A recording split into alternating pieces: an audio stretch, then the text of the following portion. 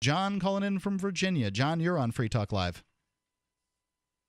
Hey, guys. You didn't have to wait long, did you? No, right there. My response to this is a little bit complicated, but not really.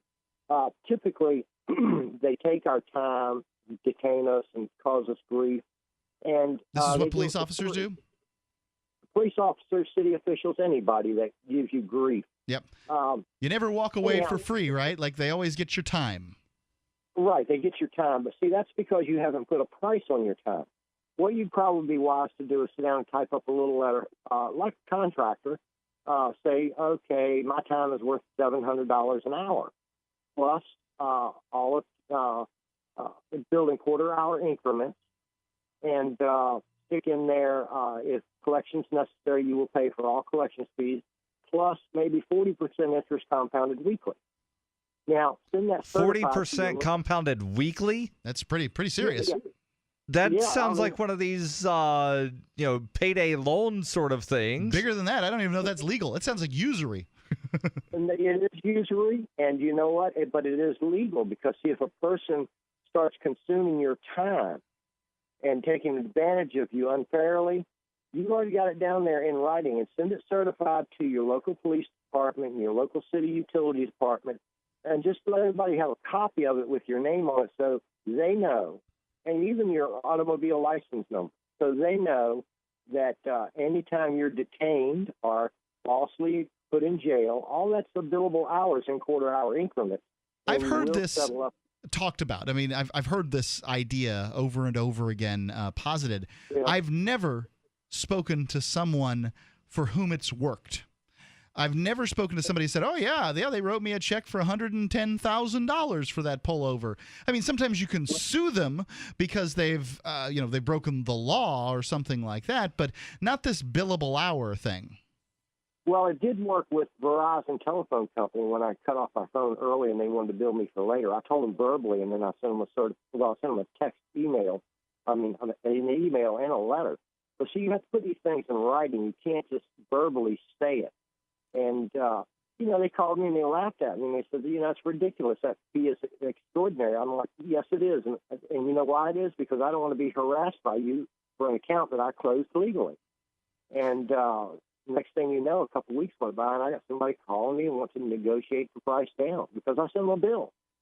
It's hilarious, but when it comes to the city, the fact is the government has stepped into the role. The state has stepped into the role of the monarch. We have 9,000 years of history with this concept known as the state, and it's a top-down hierarchical organization that claims to protect you, although they don't have to. In exchange, you have to give them your fidelity, and that fidelity means that they can waste your time whenever they want. That's because you have never put a price on your time. Do this with your lawyer. Your lawyer's going to laugh his ass off, but he'll say, hey, I'll gladly represent you, especially if I can bill whatever I want to bill to these people. See, lawyers don't want to represent you if there's no money there. But if you get in a position where there's plenty of money there, you can get a really good lawyer to do this for you. And he'll ring them a new ass. Well, I've talked to a few lawyers about, this whole different concepts inside of the, I don't even know what to call them, these sort of legal theories. You have to pre-codify them. It's as if, because the city contracts to builders, all right, and basically you're an entity with your driver's license show that you're a corporation, an entity. But you never have a price put on your time. But you do have to notify them, certified mail, what your time is worth beforehand, not after. You have to do it beforehand. You do know that they call some of this kind of stuff paper terrorism, right? Well, actually, what they're doing is terrorism when they're violating. Oh, I don't disagree with that. Okay, you got to fight fire with fire. They love money.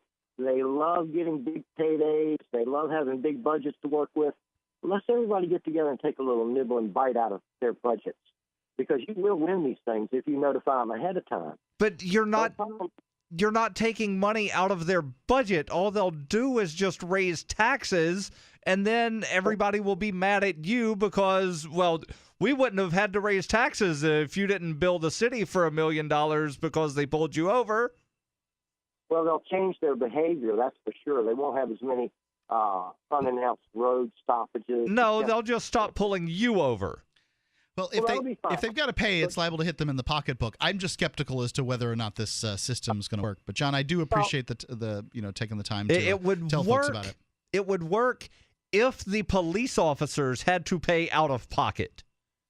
Well, I don't think that doesn't happen anywhere. I don't think anybody's going to pay for it unless it just happens to get sort of lost. Oh, there's a bill here, and they don't know why there's a bill, right? And then they just pay it. I suppose. I'm not talking about just this, but whenever there's a legitimate lawsuit over a police officer violating someone's rights, and then there's a settlement.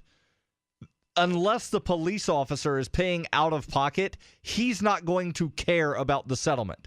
It doesn't seem very fair that taxpayers pay for the fault of an individual officer in many cases. And this is the problem with qualified immunity. When Carla Garrick wound up getting a settlement from the town of Ware, and then somebody else got a settlement from the town of Ware. A few of them, and Ian got a settlement from Palmer, Massachusetts.